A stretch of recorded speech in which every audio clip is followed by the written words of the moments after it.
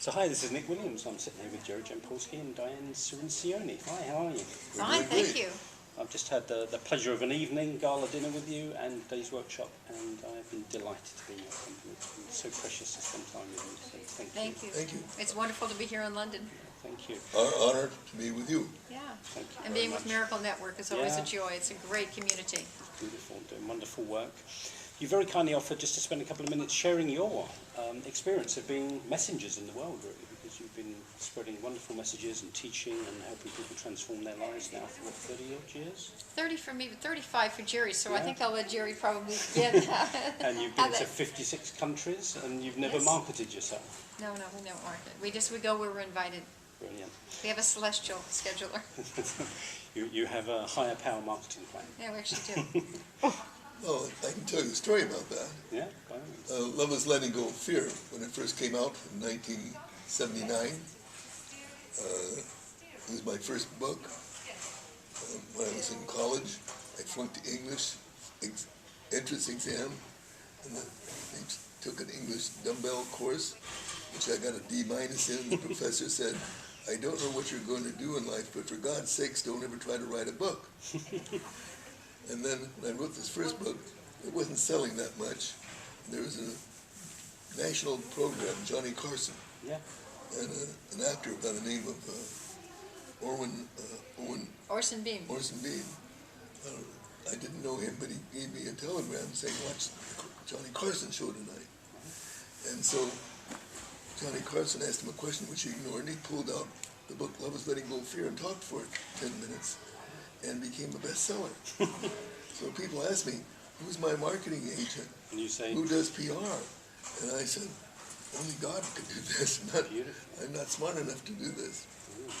So I think that So it's really trusting in God, I would say. well, that was going to be one of my questions, is how much of it has felt like your plan and how much of it has felt like a divine plan? Not my plan at all. So it sounds like, you show up and wrote the book, but then it was kind of out of your hands. And in well, I great think that we're in hands. a partnership, and I think that we agreed to serve. Yeah. And Jerry's agreed to serve, I've agreed to serve, and then in our 30 years together, we've come together as service as the core of our, and our relationship with Spirit, with God, service as the core of our relationship. So it's from that Yeah. everything else has evolved, and we don't have an attachment to where we go. No. And in fact, when we may get multiple, which we do, often get multiple invitations, then we just meditate and pray, and ego-wise, it's not necessarily the one that I would select. So, but it always winds up being the place where we need to be. And so we do trust that, and it's trust. we don't do it some of the time, we do it all the time, and I think that's the difference. So it's a way of life for us. Instead of our ego going, well, I think I need to do this, need to do that. There's nothing wrong with marketing and everything. I understand all of that.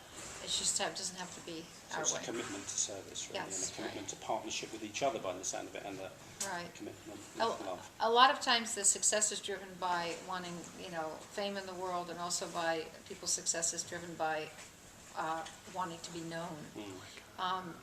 Neither has driven us. We live very simply. We live in a simple little That's home. not been our and- goal, to be famous. Yes, right, and And it's, your goal is to serve. and also with our lifestyle, we have a simple lifestyle intentionally. One car, simple little house, and no bills, so that we're not having to feed that thing that one creates, that big energy. It works great for other people. It's not something that works for us, it's something we don't want. And we've consciously chosen that. To keep it simple. Yes, keep it simple. Beautiful. Now, I'm going to ask you the question, and I don't know how concisely you can answer it. If somebody said in a sentence or two, what is the message you feel you're here to share? For me, it's to be a messenger of God's love and light, without necessarily using the word God, because there are a lot of atheists out there. So it's to use a simple language that is easily understood, but goes very deeply, and do my best to walk my path so I can be authentic in terms of my integrity and how I act, how Diane act with each other. You're on stage a lot, and people can see. There's no hiding. If we just had a fight and we're pretending we're peaceful, they sense that. So we do a prayer before we go on anything. And I think I'd like to share that with you. Right. Thank you. And things like this. before we would do a TV show or a lecture. Anything, meeting with people, it's just to get your ego out of the way, regardless of what your And it practice comes from A is. Course in Miracles, and it goes like this: we are here only to be truly helpful, And we're here to represent you who sent us, and we do not have to worry about what we're going to say or do. because you who sent us will direct us, We're content to be wherever you wish, knowing that you're going there with us and we will be healed. as we let you teach us to heal. So that gets the ego out of the way, and we don't have to worry about what we're going to say because we've given it to God. So we don't have a plan in that sense of the word. So you're very free, and that's what I've got Right. from spending this time with you, is how free you feel. We are very free, and we never had the goal of having even a second center. Never even had a goal of the first center. It's just sort of like kids created it with Jerry, and it just has evolved. It's the most organic organization. I have degrees in business also, and I've had 6 companies over time, as well as being a psychologist. So for me, I look at the organizational behavior and structure of it. It's the most organic thing I've ever seen. It just has this way of being because we don't control it.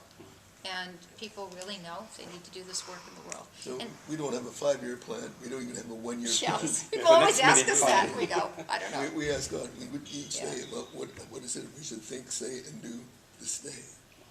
And we stay with them.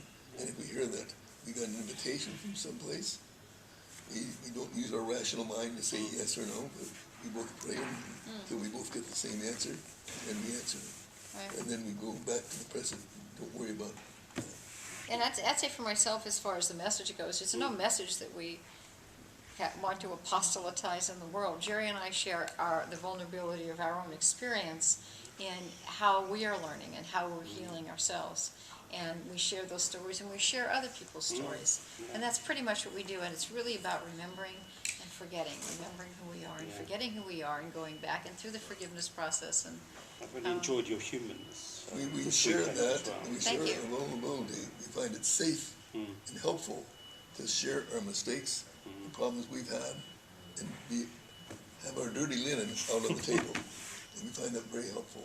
It's very freeing. And helpful to Yeah. other people. With nothing to because- hide then, is there? Because No. it encourages other people to do the same. Yeah. We don't plan to be gurus or someone who knows more than another person. we don't consider ourselves teachers of it, too. One of our principles of attitudinal healing, on the Attitudinal Healing International site, they're all there, but one of them is that we're all equal students and teachers to each other. And it sounds like, oh, that's a simple, nice little statement, but the reality is that role is constantly shifting. So if we think we've come here just to teach people, I think we've missed the whole message, because we've learned so much. Yeah. Same You with can being teach from therapists. learning. Exactly, so we have decades of being therapists also. If you think you're in the room and it's only here to help the other person, that you're not getting helped and you're not learning, I think you're missing the core spiritual aspect of it. You do have a responsibility as a therapist, but also you should be learning yourself. And so that role, is constantly shifting and changing. And we would like to let your listeners be aware, if they wanted to contact us and learn more about our work. You want to share our website? Yeah, Doug? it's Yeah, I'll put it on. www.ahinternational.org. Thank you.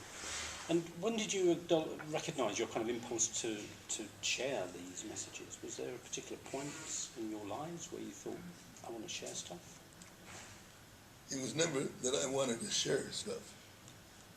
It was that in 1975, I had a spiritual epiphany. I knew that I was going to be in a spiritual course the rest of my life, making God's will my will one. And That's from atheism to that. Quite a leap. I would listen. Big leap. I would listen to that inner voice to tell me what to think, say, and do. And that's what we've done. And to know that if we follow that pathway of love and forgiveness, not blaming others or ourselves, that we create an energy in ourselves of peace. And that energy is something that attracts many people who wish to find out more about that. And then we share our pathway with them, not trying to be authoritarian or saying they should do this or do that. But that kind of just sharing who and what we are and what we see our purpose is, a higher purpose than our ego self that is always interested in getting more and making more money and having better homes. That's not our goal. Our goal is to just be a messenger. And that gives Have us, inner peace as our goal. and that gives us the greatest joy ever. Yeah, I get that. And, you know, when I'm working with people who want to get out into the world, obviously one of the things that comes up is like fear of what are people going to think of me and, you know, your humanness. How have you dealt with that, or how would you give tips to other people to deal with their human fears and their human vulnerabilities? Well, I know for me it happened actually in an instant, and I met Jerry in 1981, and by around 1983, and he was suggesting that I do some work with him in public, and I thought he was sort of crazy, but anyway, a couple of things happened, and we wound up doing it, and I said, okay, I would do this event with him down in Southern California at the University of California, Irvine, and at the time I wasn't a psychologist at the time, and so I was really feeling kind of intimidated inside. What am I going to do here? It just makes sense. But Jerry just seemed so clear about it. So we went there, and my name wasn't on the program. And I said, "See, I wasn't supposed to do that." And I was, you know, when something goes wrong, you want to find someone to blame. So I was definitely blaming Jerry because I wasn't taking responsibility. And I said, I'm not going in there. And then he sat down and very gently he said, "Well, you know, even if your name was on there, Diane, you wouldn't have to go in." And I said, "Well, that's fine. It's not on there. I'm not going in." And he said, "But can I ask you one question? Why did you come here today?" And I would ask that of your listeners, your viewers. Why are they doing what they're doing? And so I thought for a moment. I said, "I came here to give love." And he said, "Are you capable of doing that?" And I said, "Yeah, I know I can do that." And then he said, "That's all you will ever be required to do." And then he gently got up and he said, "I may see you at the end of the day. I may see you in the audience, or I may see you on the stage. I love you." And he walked away. Wow. And I sat there and I thought, gosh, give love. I know how to give love. I know that. I don't know all this other stuff, but I know that. I asked for guidance, and I got, yes, go. And that started it. And from then on, you know, we did the healer's prayer, that prayer we did before, you know, that I'm here only to be truly helpful. We do it before, not every event only, but when we meet people, we'll do it sometimes 3-4 times a day. And it really gets the ego out of the way. And so from then on, you know, for the last, oh God, what is that now? That's like 27 years of lecturing and working together on stages all over the world. It's never about being nervous. We didn't look nervous today, right? No. We're so casual. We're like, we don't have a script. Like I told them earlier, we don't know where we're going, but No, we sure I aren't could tell lost. almost, you know, We're not lost. on a section by section basis, you were checking in to go, right, Yeah, what's right. next? We had fun, and it was Yeah, we had fun. Yeah. enjoyable. Right, it's pure for us and honest for us. So, Wonderful, thank you. so thank you for asking. And anybody watching or listening, you know, if they feel they've got a message that they're here to share, what would be your tips to anyone watching or listening to start that journey or to move further on that journey? You know, for me, it's not so much the mechanical things that you do, because I think others can share a lot of information about that, and they're pretty obvious in this technological world. For me, I would say just be really clear about your intentionality and why you're doing something. And if it's going to be either out of love or it's going to be out of fear. Love would be out of the love of doing it, the love of service, the love of spirit, the love of humanity. Fear would be out of, I'm afraid that if I don't do this, I won't be known, I won't get my word out, all this stuff that goes with it, under fear. So I think it's important to know ourselves, and it's always a journey. You're only going to know so much at the point where you're answering the question, and the next day maybe you'll know more. But I say that unless you have the integrity with yourself, people are going to see right through you. And so I'd say that's the first tool I would pick up in my toolbox to go out in the world, is that make sure that you have a pretty pure heart when you're doing it. And then people will see that. And the words you use, the techniques you use, how you dress, the number of people in the audience, it really doesn't matter. It's all made up. It doesn't matter. It only matters that you're healing, you're learning. I would say to believe that nothing's impossible.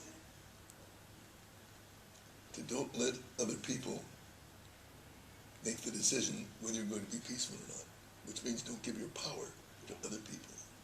To know that you can make the choice for love, Yes. and you can make the choice for peace. And to believe in miracles, and to be clear that if you're doing it to make more money, if you're doing it to be more famous, it's all stuff that you want to do to create a better ego. And so I'm saying that for us, it's helpful to not do it on an ego base, but doing it on a higher power based, on a desire to have a purpose that's greater than our ego self, which for us means a higher power based on love and peace, and being messengers of that. And you can't be messengers of that unless you accept the message for yourself, to know that we are love, we are peace, we are joy. Happiness is our natural inheritance, because we're not just these bodies, but we're really spiritual beings, we're light beings. And to do our best to see the light in others and ourselves. And when we do that, we're happy campers, and it doesn't make any difference. You know, how many people, maybe nobody would come to this lecture. I would have been okay tonight. I was sitting at the table last night when we were having dinner and thought, I want to do 86 like you're doing it. Yeah, me too. I encourage you.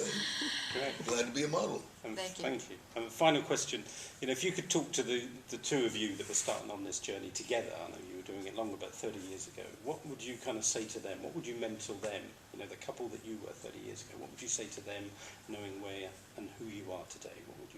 What tips would you give them? I would say, don't listen to me or Jerry Jampolsky, just do and follow your heart, because your intentions are good. And it doesn't matter how it looks or how it winds up. If you're, like Mother Teresa said, it's your intentionality of going in the direction. I was really clear about serving in my life, and Jerry was very clear about that. That's how we came together. That is the core of our relationship. And then it's us, and then it's the relationship. So I'd say, just do it the way you did it. I wouldn't give them any advice to make it any different, because every lesson's been so amazing. Yeah. Well, I haven't got a little ego left, so I'm going to give you some advice. Oh, good. Okay, Jerry. And from our experience, at least, it would be not to have a 30-year plan or 10-year plan, to really live in the present. Which we did, yeah. To not believe that the past is going to predict the future. Be comfortable in living out of the box. Don't try to win a popularity contest. That's all the things we told ourselves. Be yourself. Don't try to be more than yourself in terms of your ego self. Let go of greed, let go of comparisons, and know that you're here to spread the message of happiness by how you demonstrate your life, to demonstrate forgiveness, how you see things. People look at us and they see, do we walk our pathway based on what we wrote? Are we legitimate? You know, and if Diane and I had a fight before, he would see that immediately. So we talked about that, you know, just before now. Yeah, you're very open. We had a difficulty with each other, and we sat down and let go of our what we thought was the negative energy, and went to God. We forgave each other. Just let it go. We move on. Yeah, we use these principles. It's So we do our best not to get stuck in the past. in our marriage. And to really be creative, I think, if two young people would be not to use the past to predict the future, and really listen to that inner voice. Saying there's only trust, and we feel there are only two emotions, love or fear, and to be able to see them. For some people who are giving you an interview might look like they're attacking you, and we've had this experience, and on CNN, and we turn around and say, I'm not going to see that person attack me. I see him as fearful for whatever reason. To see it as a call for love. So I just continue to say love, and I'm comfortable that I'm at peace. If I take it literally, then I fight back, and I don't want to do that anymore. I used to do that. There was an interview on CNN years ago that was about Goodbye to Guilt, and the people interviewing hadn't read the books. It was like nationwide, you know, and I was touched by how defenseless Jerry was. We got more mail Not bad.